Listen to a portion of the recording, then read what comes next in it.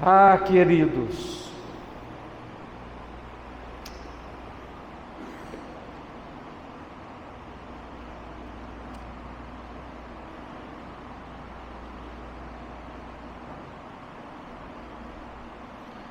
meus irmãos queridos, qual é a medida exata? Qual é a pressão confortável, a ação adequada que podemos ter na ajuda de alguém? Nós temos muita dificuldade de saber proteger aquelas pessoas que amamos. Quantas famílias passam por situações assim? Os pais, por exemplo, são mais austeros e na preocupação de guiar os seus filhos, fazem uma pressão tamanha que pode vê-los escaparem pelos dedos. E a sensação é que vamos perder os nossos filhos, à medida que colocamos sobre eles pesadas cargas. Não, tudo na ânsia de ajudá-los. Mas nós somos muito fortes para eles. Nós somos autoridade para eles. É sempre desproporcional a nossa ação em relação a eles, especialmente os filhos menores, na juventude, na adolescência e até uma criança. E talvez, de maneira inadequada, embora motivado pelas preciosas intenções de um pai amoroso, mas de maneira muito inadequada, nós colocamos tanta carga, tanto rigor, tanto peso, tanta fadiga, que eles vão se distanciando de nós e podemos perdê-los. Tanto que Paulo, escrevendo à igreja em Éfeso, orienta aos pais que não irritem os seus filhos. É neste ponto que chega alguém enviado das sombras da morte, do submundo das trevas, com suas concessões demoníacas, e acolhem os nossos filhos e tratam com eles com uma benevolência inconsequente. E fazem os seus agrados e vão cevando a alma deles. Uma menina com uma conversa sedutora, um jovem com uma palavra dócil, um traficante, um professor universitário com as suas ideologias malucas, vão se tornando referências para eles. Um religioso inescrupuloso. Podemos enfileirar aqui, irmãos, todos os soldados das trevas que estão apostos para se adequarem com pressões cuidadosas a fim de atraí-los e não expulsá-los, e nós na ânsia do amor.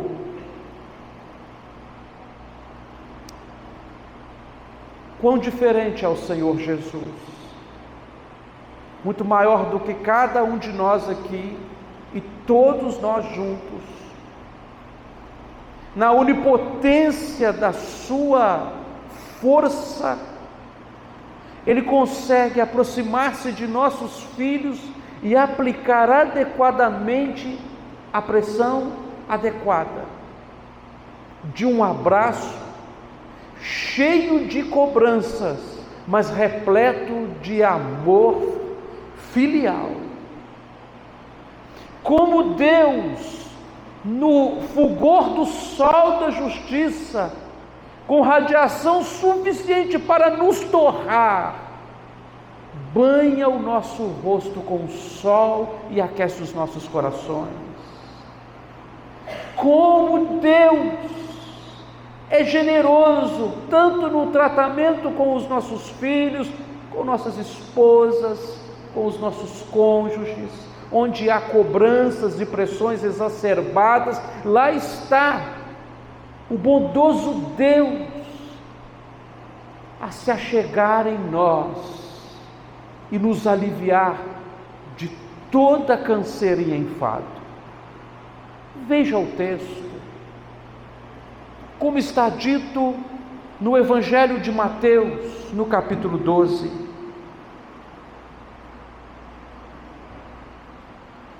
Na profecia realizada, predita por Isaías, a manifestação da glória, nos versículos 15 a 21, lemos bem assim: mas Jesus, sabendo da conspiração dos fariseus, afastou-se da sinagoga. Muitos o seguiram, e a todos Jesus curou, advertindo-lhes, porém, que não o expusessem à publicidade, para se cumprir o que foi dito por intermédio do profeta Isaías: eis aqui o meu servo, que escolhi, o meu amado, em quem minha alma se compraz. Farei repousar sobre ele o meu espírito, e ele anunciará juízo aos gentios. Não contenderá, nem gritará, nem alguém ouvirá na praça ou nas praças a sua voz. Não esmagará a cana quebrada, nem apagará a torcida que fumega, até que o juízo seja estabelecido, e no seu nome esperarão os gentios.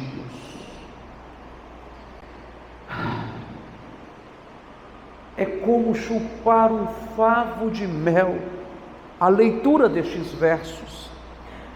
Não esmagará a cana quebrada. É como beber a água mais refrescante num dia de calor, nem apagará a torcida que fumega. É como tomar um remédio que nos cura todas as dores, até que faça o juízo ser estabelecido. Vamos orar mais uma vez. Fechemos os olhos. Vamos falar com Deus.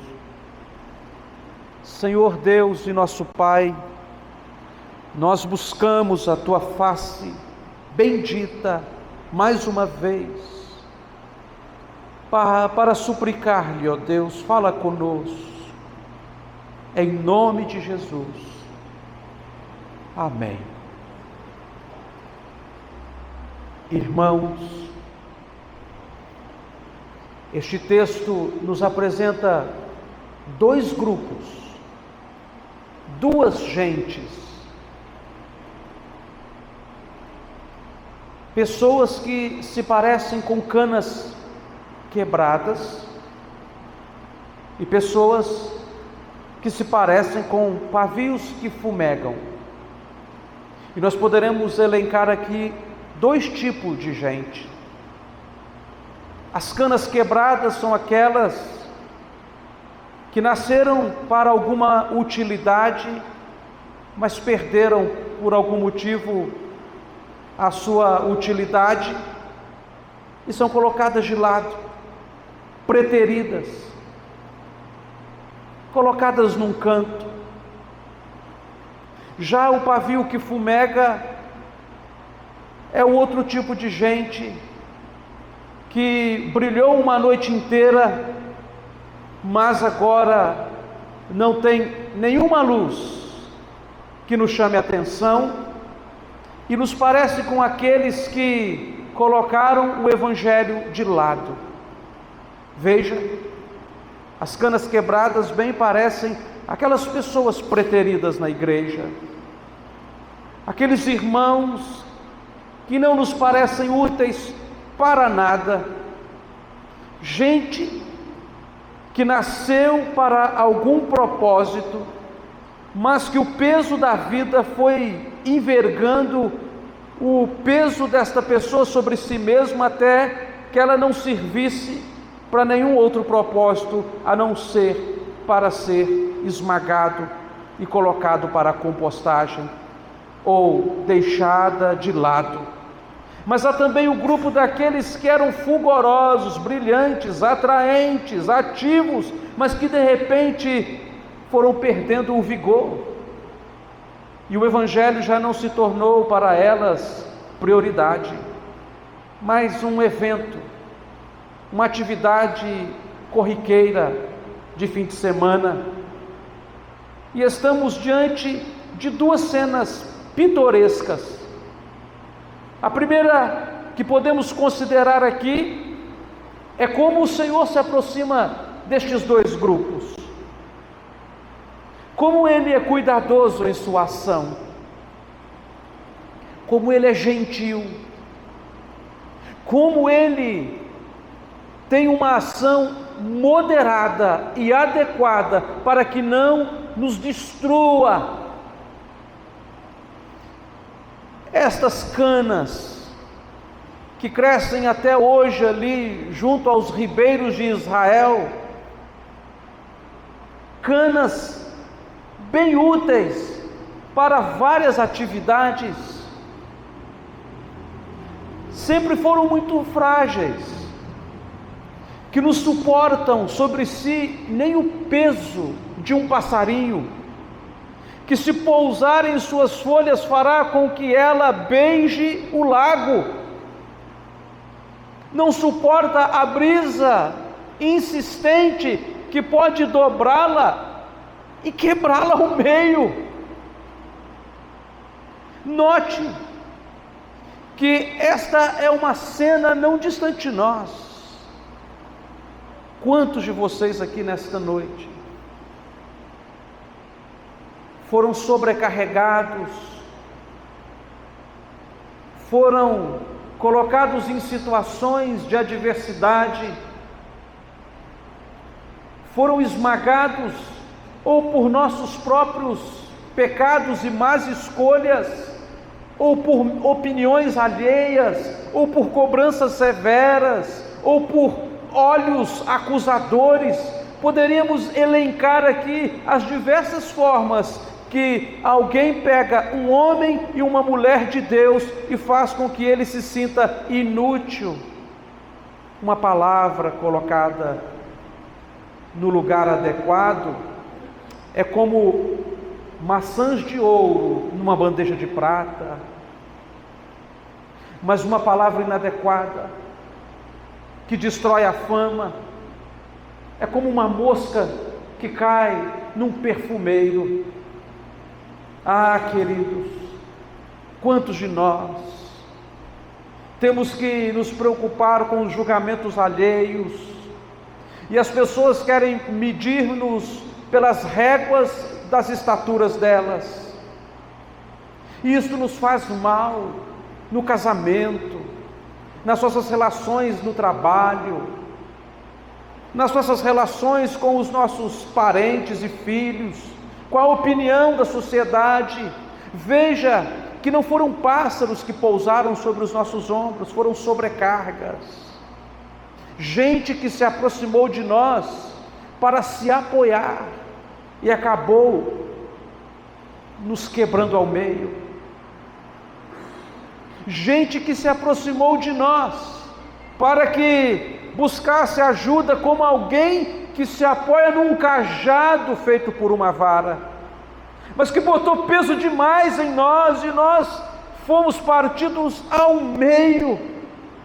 Não há recuperação, não há nada a se fazer a não ser terminar de esmiuçar aquele caniço e jogá-lo ao canto para ser queimado, para servir de compostagem, para ser misturado no barro e ser esquecido ali, para se tornar um lugar uma via pública, a sentir o desprezo das chinelas humanas.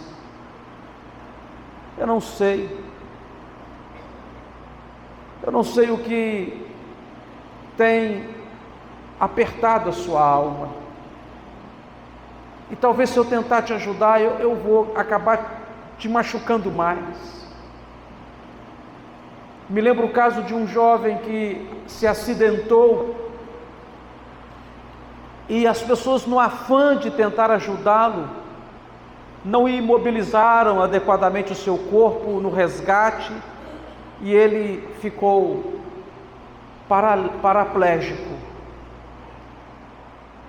Eu lembro de uma vez que a primeira vez que eu fui à praia, e eu queimei demais. Eu sou muito branco, não pareço, mas eu sou branco. E eu lembro que chegou a noite, eu estava fervendo de febre, e as minhas primas conseguiram um creme que era para aliviar as minhas queimaduras, mas eles colocaram aquele creme na mão da pessoa errada, colocaram o creme na mão de papai. O papai parecia uma lixa d'água, irmãos. Os calos na mão de papai podiam descascar essas paredes aí, assim, brincando, e ele encheu a mão de creme, e quando ele passava nas minhas costas, parecia que eu estava sendo atacado por um urso. Eu falei, quase que eu falei, pai, deixa só o sol me castigar.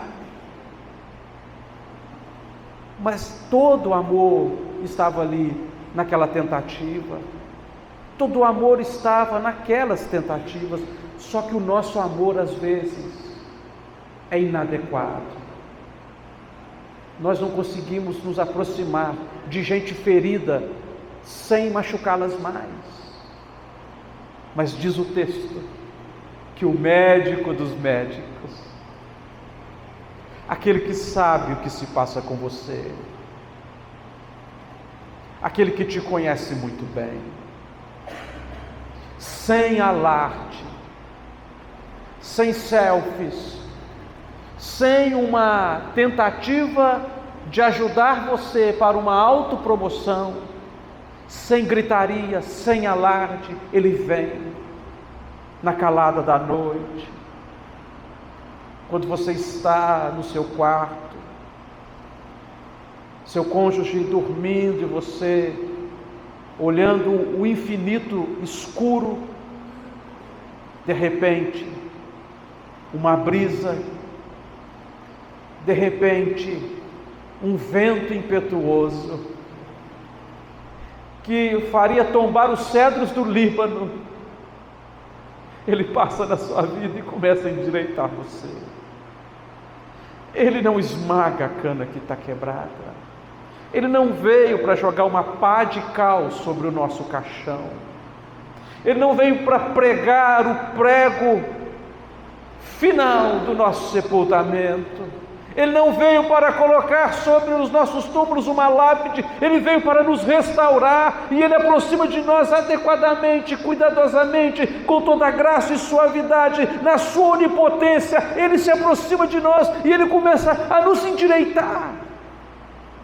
Foi o que aconteceu no texto anterior, que havia um homem na sinagoga, cuja mão estava ressequida, desprezado, sem assistência alguma, não havia, irmãos, assistência social, ele era alguém que dependia totalmente da boa vontade dos outros, e Jesus, o vendo assim, o chamou publicamente e disse, venha cá, e Jesus fez com que a sua mão operosa, a sua mão ativa, a sua mão trabalhadora, a sua sustentação pudesse ser tirado das suas próprias atividades, porque bem-aventurado o homem que teme ao Senhor, do seu trabalho comerá, feliz será e tudo lhe irá bem.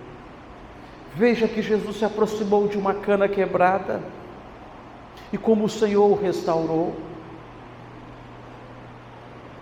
Meu amigo, uma das mais alegres funções de uma cana naqueles dias era alegrar as crianças. Elas eram tiradas do ribeiro, cuidadosamente trabalhadas e secadas. A sua forma cooperava para isso, e então essas canas eram transformadas em flautas.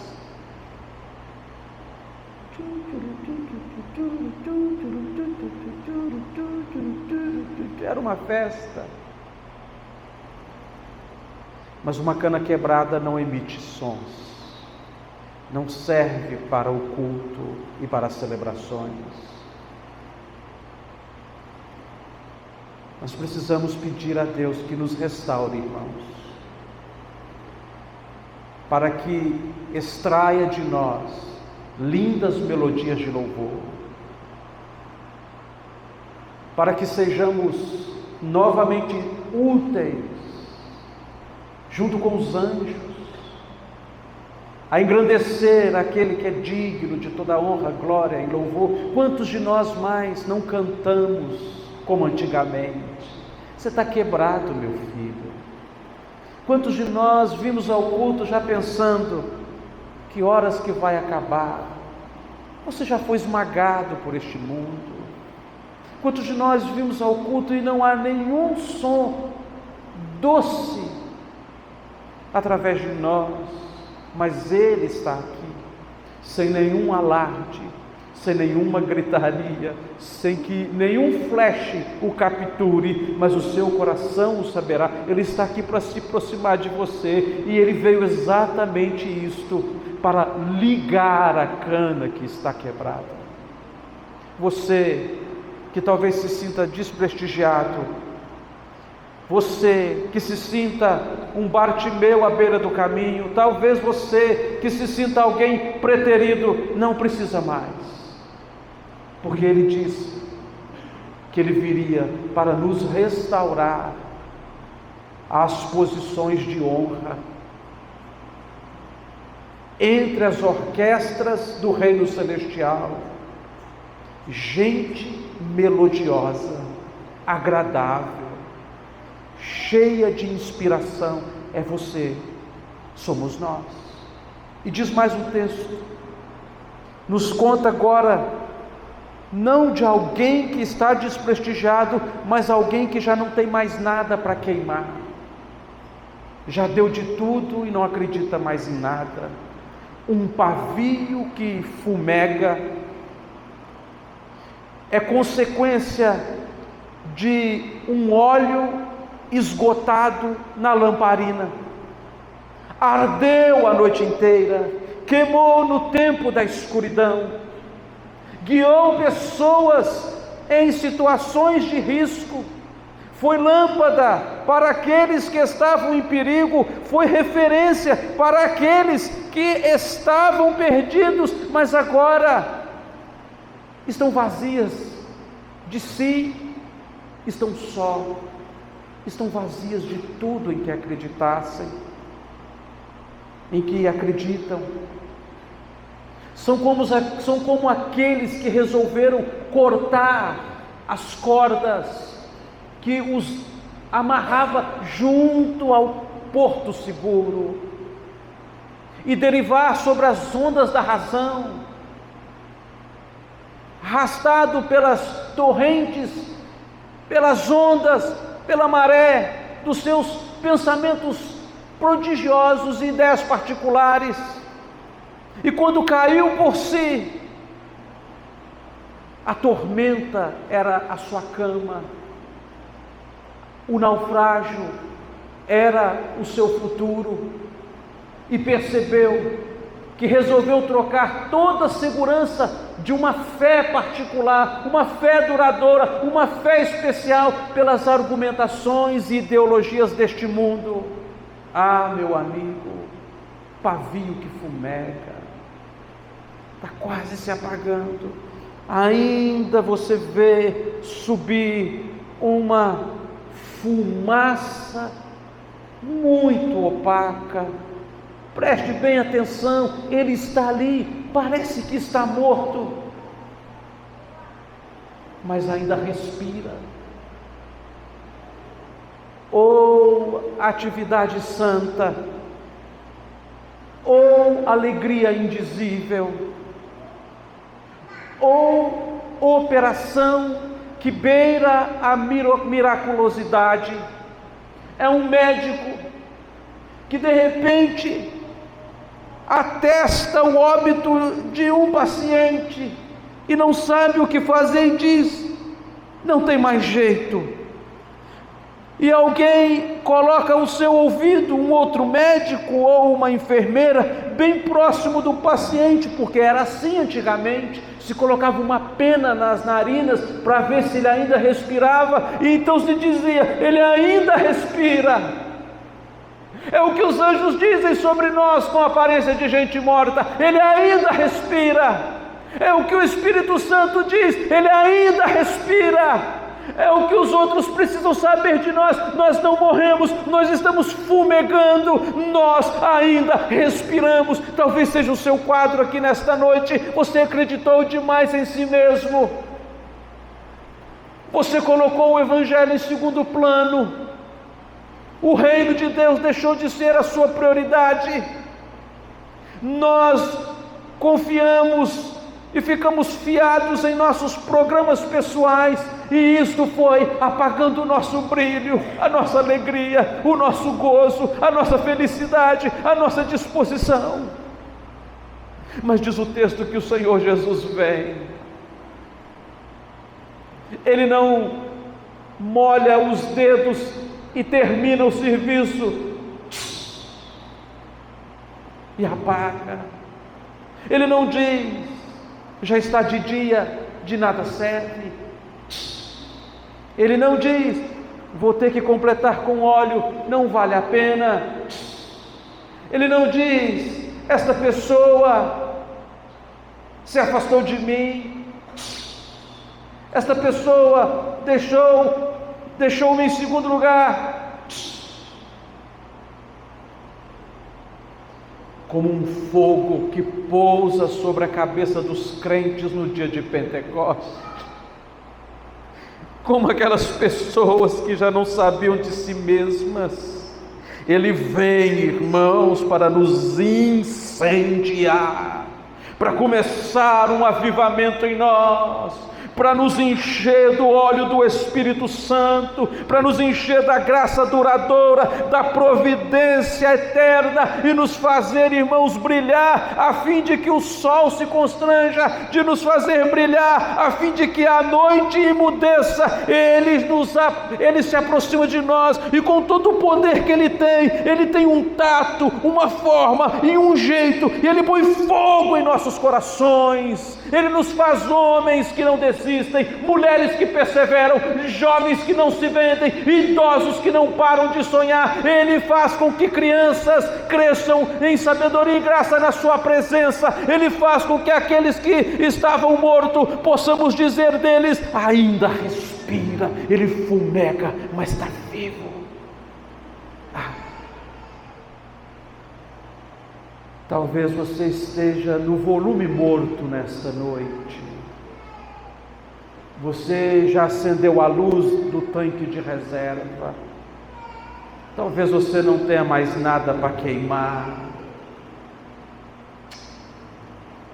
Eu me lembro de 2 Reis, no capítulo 4. Morreu o marido de uma senhora, e ela ficou viúva com 2 filhos, que estavam prestes a serem vendidos para a escravidão. E essa viúva foi até Eliseu e disse: Eliseu, não tem nada lá em casa, não tenho como pagar a dívida, os meus filhos vão ser vendidos para a escravidão, me ajude. E ele falou assim: volta para casa e fecha a porta da sua casa e apresente as vasilhas e ore. Busque as vasilhas que você aguentar buscar com os seus vizinhos. Entra para dentro da sua casa e fecha a porta e busque ao Senhor. E ela acreditou naquilo. E as botijas começaram a jorrar com azeite, irmãos. Vazias que estavam se tornaram uma fonte a jorrar.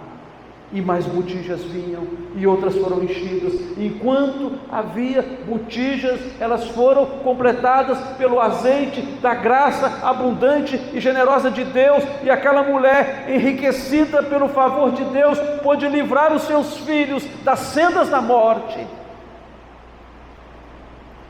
E nesta noite, o Espírito nos diz: vá para sua casa, feche a porta do seu quarto, e deixe Deus encher o seu coração com o azeite santo dele.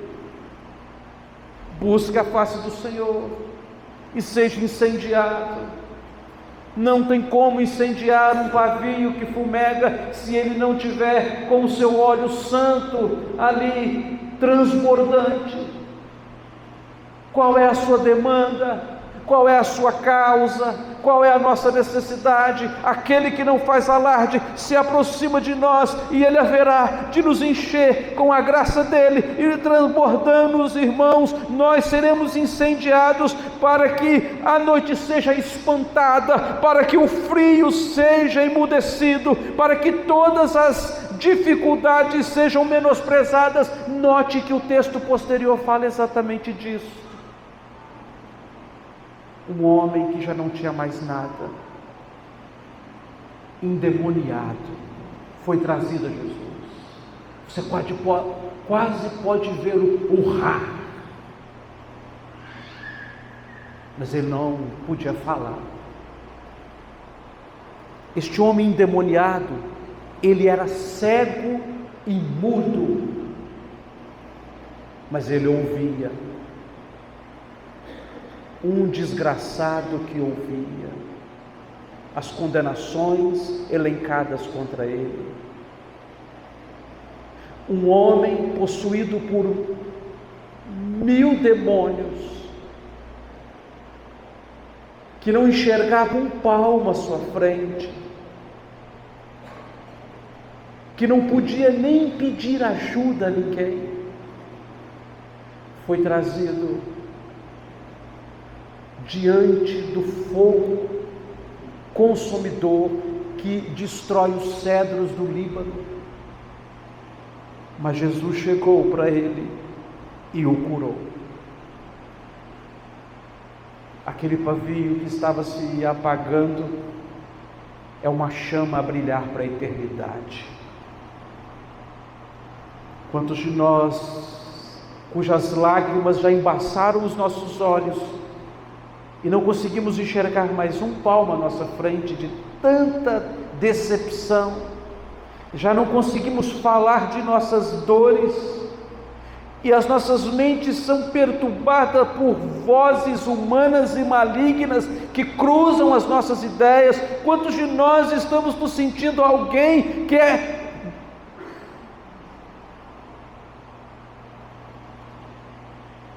Mas Ele veio aqui nesta noite procurar gente quebrada e gente que está se apagando,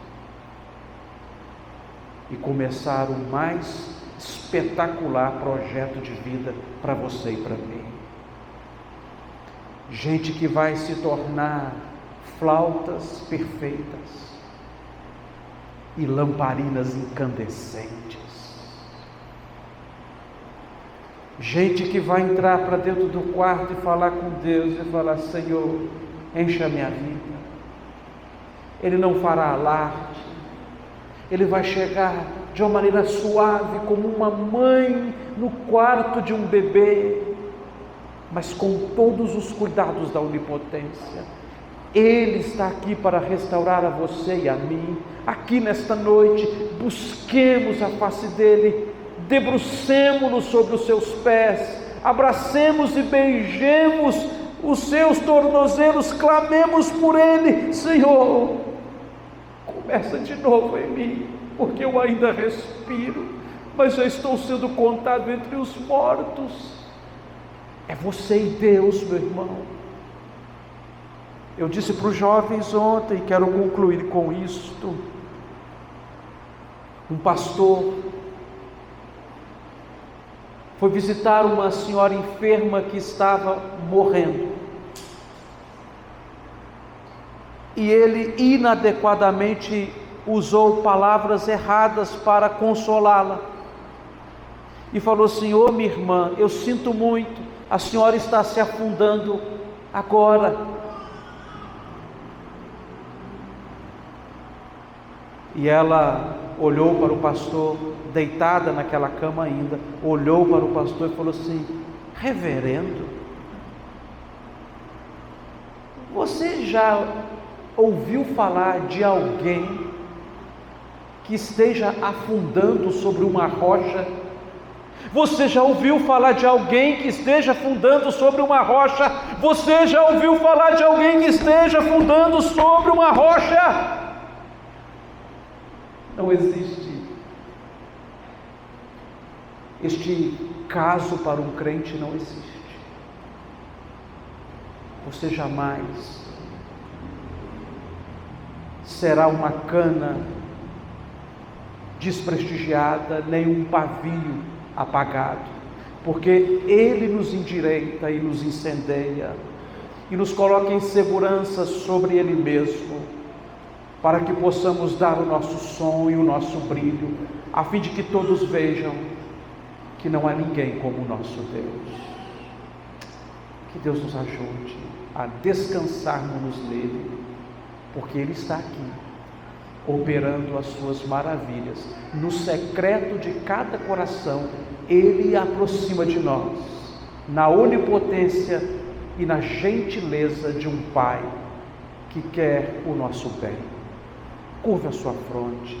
Eu quero chamar um grupo de louvor aqui. Nós vamos falar com Deus mais uma vez. Qual é a sua demanda? Ó viúva que precisa pagar uma dívida impossível. Qual é a sua demanda, ó mulher pobre de Israel? Ó igreja maltrapilha, ó gente que não tem como resolver os próprios dilemas, qual é a sua demanda? Ó mão ressequida que não pode ajudar a si mesmo, ó oprimido que não pode contar para ninguém da sua dor, atormentado que não enxerga as suas dificuldades pessoais e não pode contar das suas angústias, mas pode ouvir todos os insultos humanos. Qual é a sua dor? Qual é a sua luta? Entra para dentro do seu quarto, entra na presença do Senhor e apresente o seu coração e diga: encha, Senhor, até que transporte. Eu quero ser o melhor que eu puder para o Senhor. Vinde a mim, vós todos que estáis cansados e sobrecarregados, porque eu vos aliviarei.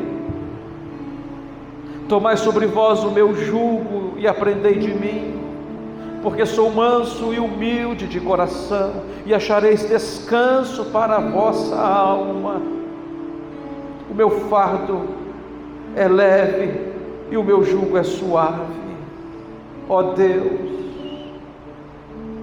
como uma brisa, mas no poder das ventanias, como uma centelha, mas no poder dos relâmpagos. Venha, Senhor, e que todos saibam que nós ainda respiramos. Coloca o teu povo de pé, liga esta cana que está esmiuçada, tire os sons do teu louvor destas almas aflitas, faça produzir, ó Deus, orquestras de bendigas ao teu nome. Ó Senhor, aproxime desta lamparina empoeirada, fumegante, incapaz, e incendeie o mundo, Senhor. Comece um grande incêndio a partir de uma alma incandescente. Começa esse incêndio dentro de nossa casa, Senhor. Queima, Senhor. Expande a escuridade. Sejamos referências para nossos filhos e que, na adequação do Teu amor, possamos conduzi-los para a luz. Na Tua luz nós vemos a luz, Senhor. O Senhor nos coloca em segurança sobre um terreno inabalável. Ainda que todo o mundo se abale, nós estaremos firmes. Nós não podemos afundar, porque estamos sobre a rocha eterna. Senhor, incendeia-nos, restaura-nos no secreto de nossas relações. Faz de novo, Senhor, em nome de Jesus, para o louvor de Tua glória somente. Amém e amém.